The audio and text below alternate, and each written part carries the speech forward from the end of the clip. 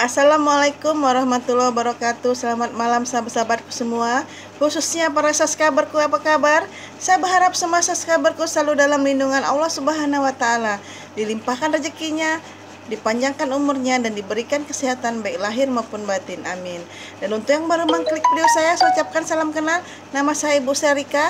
Mohon bantuannya untuk subscribe YouTube saya ya. Terima kasih banyak. Pada malam hari ini saya ingin membahas sebuah cerita dari saya ketika saya berumur 10 tahun, di mana saya dan keluarga saya itu pernah tinggal di rumah yang tak berdinding. Jadi rumah itu berdinding tapi tidak full berdinding, tidak semuanya berdinding. Jadi sebagian berdinding, sebagian tidak berdinding. Jadi karena pada waktu itu bapak saya membangun rumah itu, membangun pondok itu di area perkebunan gitu kan. Jadi kami tinggal di area perkebunan karena kekurangan bahan ya kan. Kalau mau beli bahan kan jauh itu ke kota Palembang, jadi kekurangan bahan. Jadi istilahnya pembangunan rumah itu dibangun apa adanya seperti itu ya kan. Jadi rumah itu sebuah rumah panggung yang sebagian sini berdinding, sebagian sini tidak berdinding seperti itu ya kan gitu. Jadi kami tinggal di sana gitu kan. Pada menjelang malam hari itu mama saya kan mencari-cari bahan atau kain yang bisa ditutupin untuk biar tidak plong gitu kan, tidak kelihatan dari luar gitu kan. Tapi karena pas kebetulan tidak ada, jadi ya terpaksa lah rumah itu ya seperti itu gitu. Jadi kami tinggal di rumah yang tanpa dinding.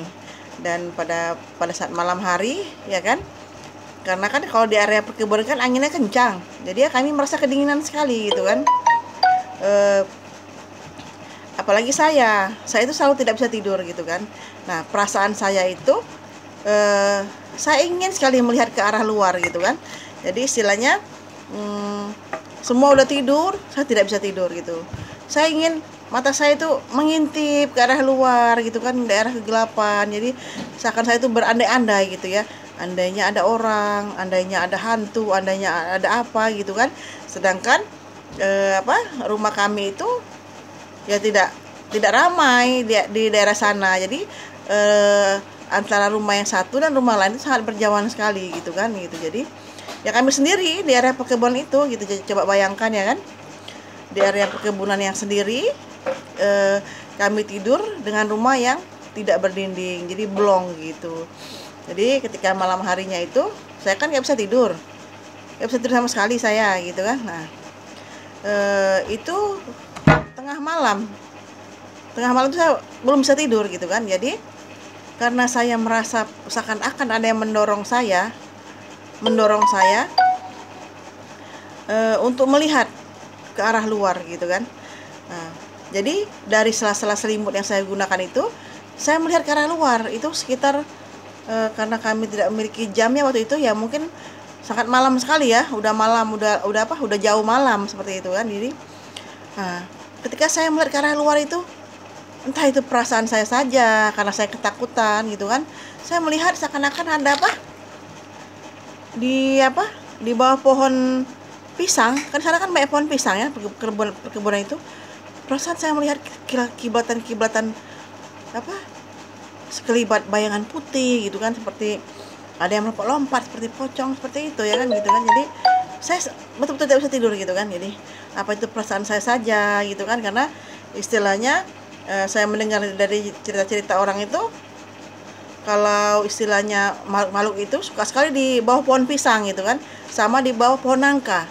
Nah, jadi kalau ada, makanya kita tidak boleh menanam pohon pisang atau pohon nangka di depan rumah, karena itu mengundang makhluk astral ya kan gitu. Jadi malam itu saya tidak bisa tidur sama sekali.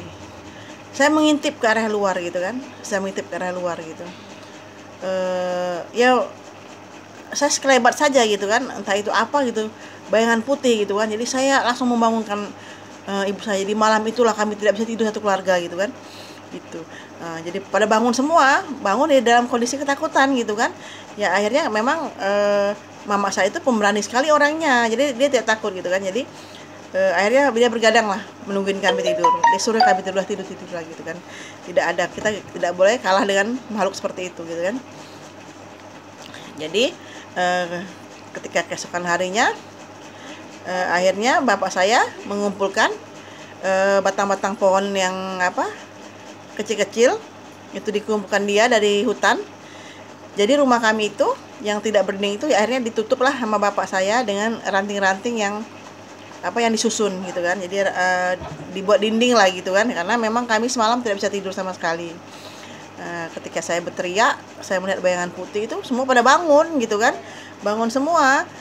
Ini kami dulu tinggal di daerah Sembawa ya kan gitu.